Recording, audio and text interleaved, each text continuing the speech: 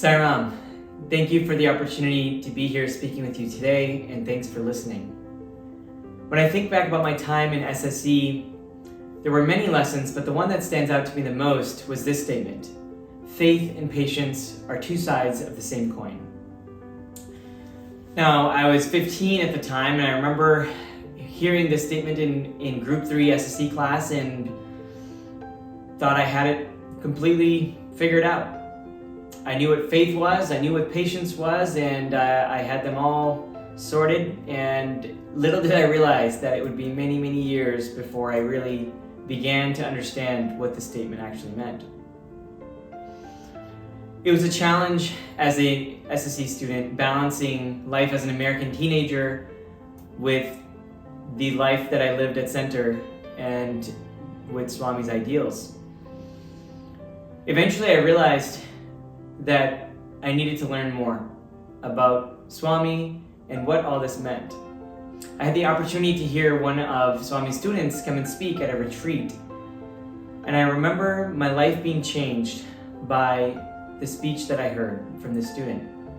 He talked about all of his life experiences before he met Swami, how he enrolled in Swami's school, and he underwent a transformation.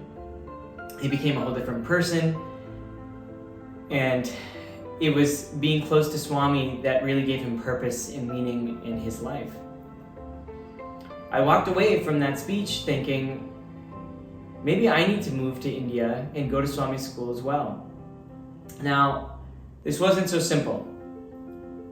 My brother had actually applied for Swami's school the year before, had made it through the initial application process, had gone to India, had written the entrance exam, and had nearly made it to the very final list. But unfortunately at the end, he wasn't able to get in. Knowing this, my parents were weary when I told them that I also wanted to try. So I applied, and 3 months later we found out that my application was rejected up front. Now, this was very disappointing to me. I really wanted to get in, and I couldn't understand why they wouldn't take my application, so I did some more homework on what happened, and we found out that it was very difficult for American students to be accepted as part of Swami's schools because of the cultural differences and challenges that American students might have adjusting to the climate and culture of Swami's institution.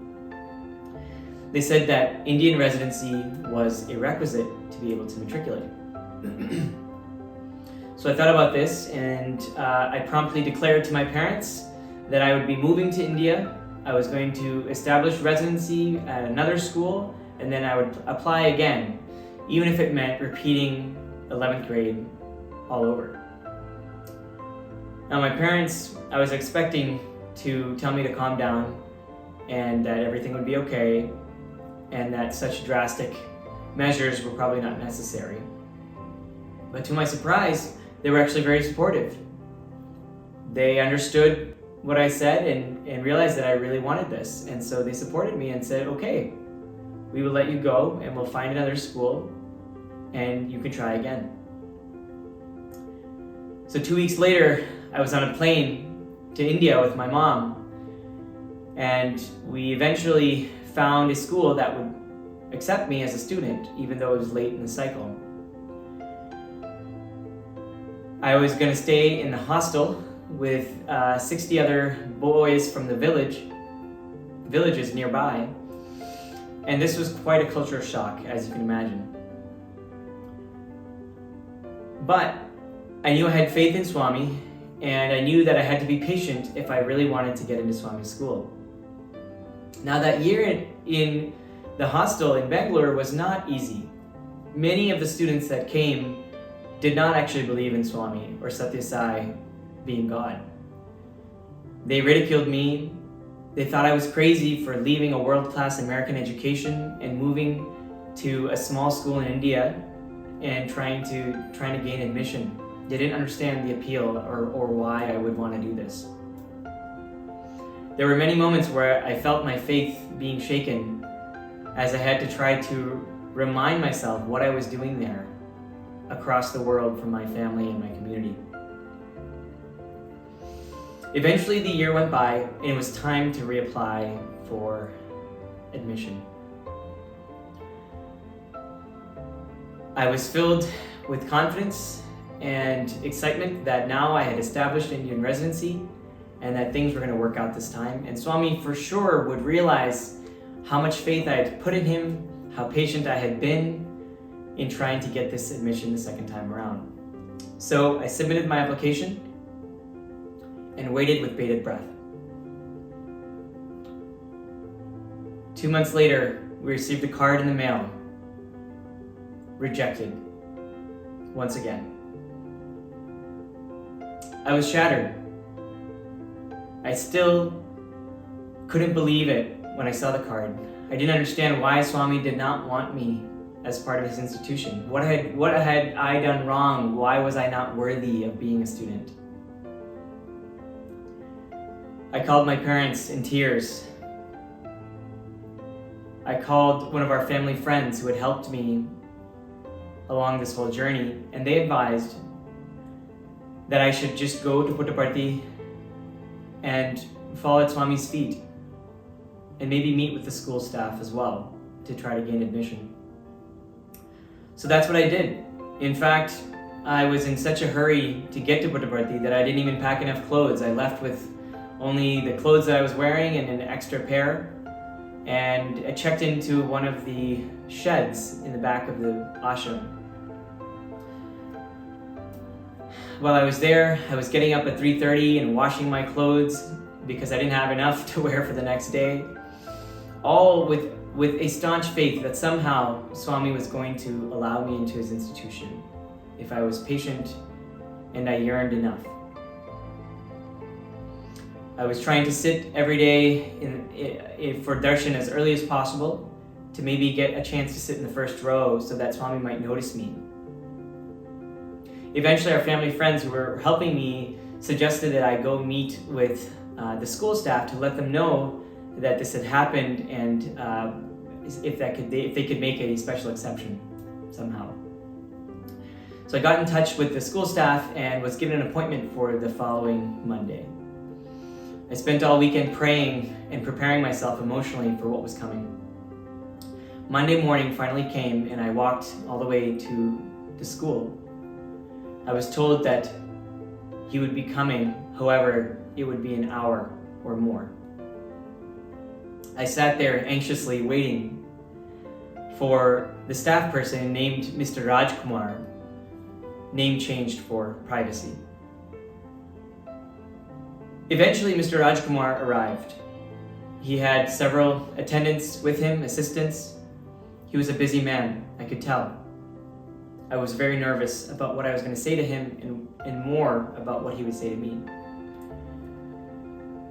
Eventually, I was able to get his attention and told him my story and requested him, "Sir, please understand, I will do anything for this opportunity to be in Swami's school." He quickly responded, "A rejection is a rejection, and there's nothing I can do about it." I persisted, trying to tell him, "Sir, but I've left everything behind. This is the only thing I want. Please, is there anything you can do for me?" To that, Mr. Rajkumar, being a busy man, said, "You've heard what I've said. A rejection is a rejection. Now either you can go or I will have the security escort you out." I knew the conversation was over.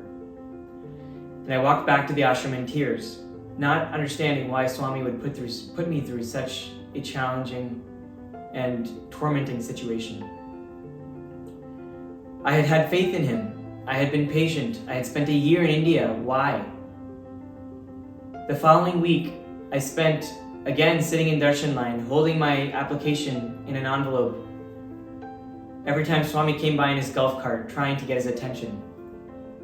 One day, he completely ignored me and went by. The next day, he glanced, did his characteristic frown, and moved on. The third day, his eyes were closed. By the end of the week, I realized it was clear Swami did not want me in his institution. I was hurt, disappointed, and disillusioned. My faith was at an all-time low. Everything I had tried for and believed in didn't feel like it was worth anything. I eventually made my way back to the US. In the years that followed, I went to college, decided to pursue medical school, all with the hope that someday I would be able to go back to Swami's institution, perhaps as a physician to help serve.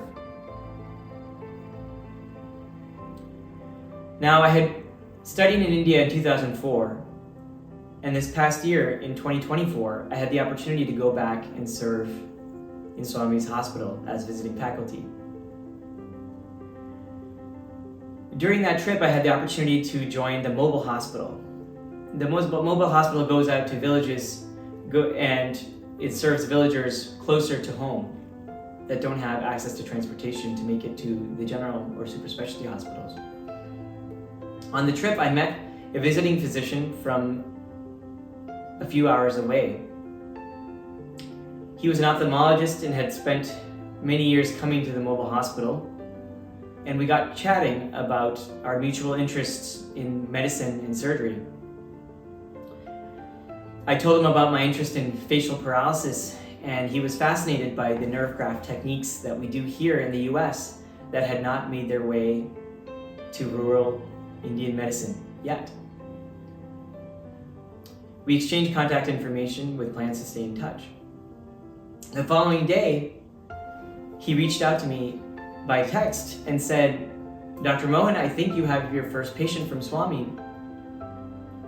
There's a school staff person who has facial palsy and would benefit from your procedure. I don't know if you know him, but his name is Mr. Rajkumar." I was shocked. I couldn't believe my ears that 20 years later, Swami had brought me back for a purpose. When I felt like he had abandoned me and he had rejected me, in fact, he was opening a new door. He wanted me to go elsewhere to get good training and come back and use those skills to help his devotee. I had needed Mr. Rajkumar then, and now Mr. Rajkumar needed me. I realized in that moment that if I had been patient, perhaps I would have been able to realize that Swami had a plan. If I had had faith to know that just because what I wanted to happen was not going to happen, that didn't mean that Swami was going to abandon me.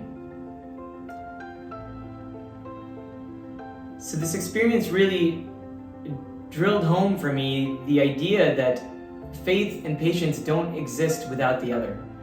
Each of them depends on each other to help us move forward spiritually. Since this experience, I've realized how much more I have to learn about faith and patience. I'm grateful for what SSE taught me, and I'm beginning to understand a little more of what the statement faith and patience are two sides of the same coin mean. Thank you for listening. Jai Sai Ram.